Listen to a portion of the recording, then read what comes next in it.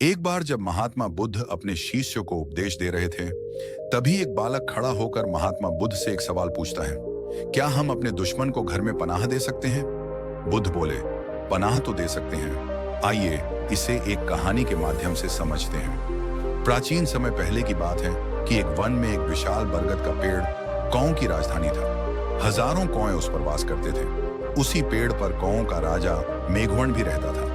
बरगद के पेड़ के पास ही एक पहाड़ी थी जिसमें असंख्य गुफाएं थीं।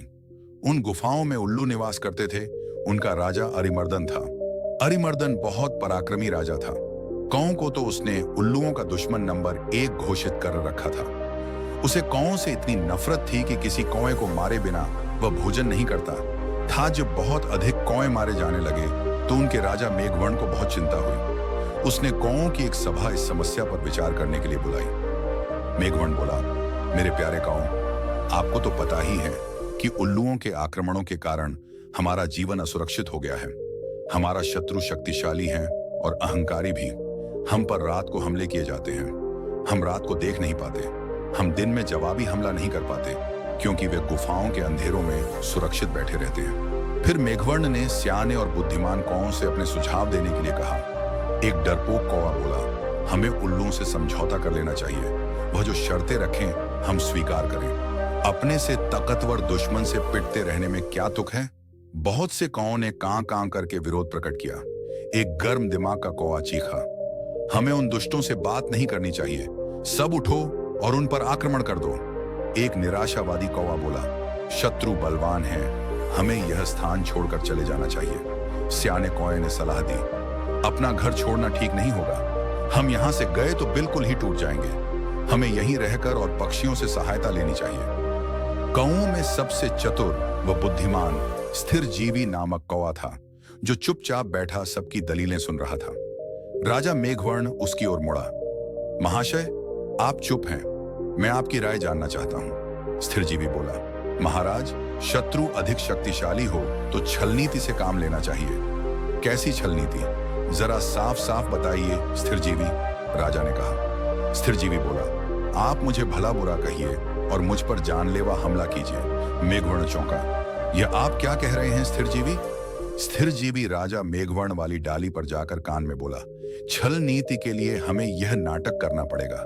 हमारे आसपास के पेड़ों पर उल्लू जासूस हमारी इस सभा की सारी कार्यवाही देख रहे हैं। उन्हें दिखाकर हमें फूट और झगड़े का नाटक करना होगा। इसके बाद आप सारे कौओं को लेकर ऋष्यमुख पर्वत पर जाकर मेरी प्रतीक्षा करें। मैं उल्लुओं के दल में शामिल होकर उनके विनाश का सामान जुटाऊंगा। घर का भेदी बनकर उनकी लंका ढाऊंगा। फिर नाटक शुरू हुआ। स्थिर जीवी चिल्लाकर बोला, मैं जैसा कहता हूं वैसा कर राजा के बच्चे। क्यों हमें मरवाने पर तुला है? मेघावर्ण चीख उठा, गद्दार, राजा से ऐसी बदतमीजी से बोलने की तेरी हिम्मत कैसे हुई? कई कौए एक साथ चिल्ला उठे, इस गद्दार को मार दो।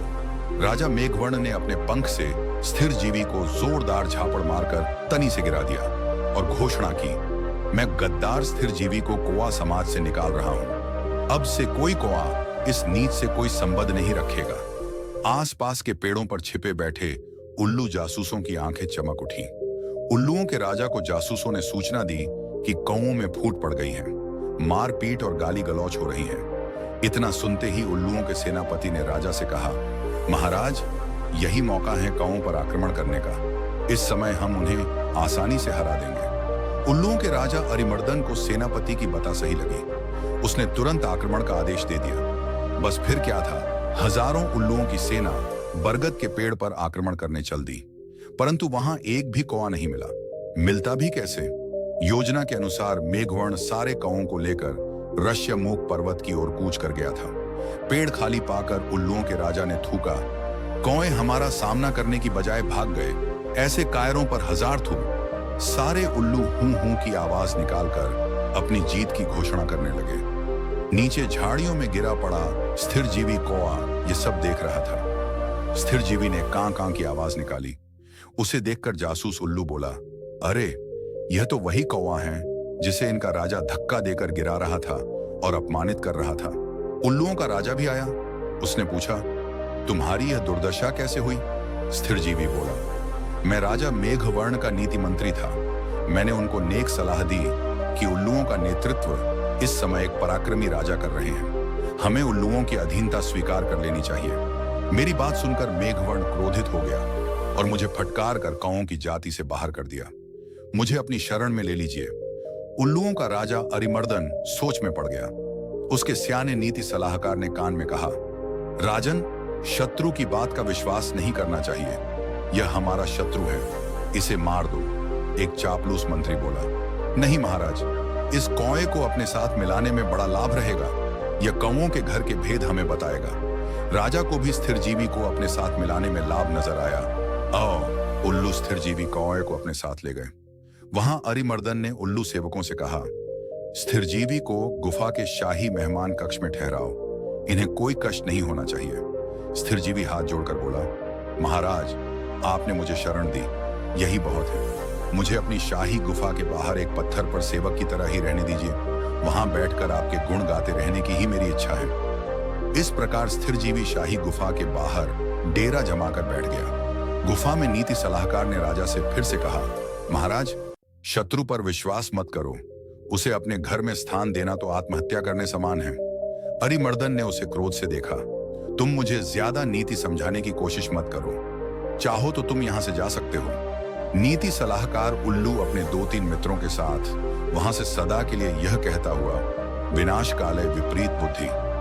कुछ दिनों बाद स्थिरजीवी लकड़ियां लाकर गुफा के द्वार के पास रखने लगा। सरकार, सर्दियां आने वाली हैं। मैं लकड़ियों की झोपड़ी बनाना चाहता हूं ताकि ठंड से बचाव हो। धीरे धीरे लकड़ियों का काफी ढेर जमा हो गया।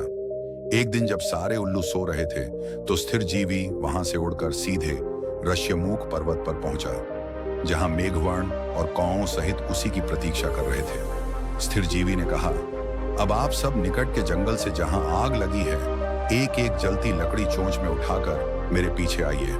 कौओं की सेना चोंच में जलती लकड़ियां पकड़ स्थिरजीवी के साथ उल्लुओं की गुफाओं में आ पहुंचा। स्थिरजीवी द्वारा ढेर लगाई लकड़ियों में आग लगा दी गई। सभी उल्लू जलने या दम घुटने से मर गए। राजा मेघवर्ण ने स्थिरजीवी को कौआ रत्न की उपाधि दी। सीखा, शत्रु को अपने घर में पनाह देना अपने ही विनाश का सामान जुटाना है। दोस्तों, अगर आपको यह कहानी पसंद आई है तो वीडियो लाइक करें, सब्सक्राइब जरूर करें। हम आपके लिए ऐसी ही कहानियां लेकर आते रहेंगे। ओम नमो बुद्धाय।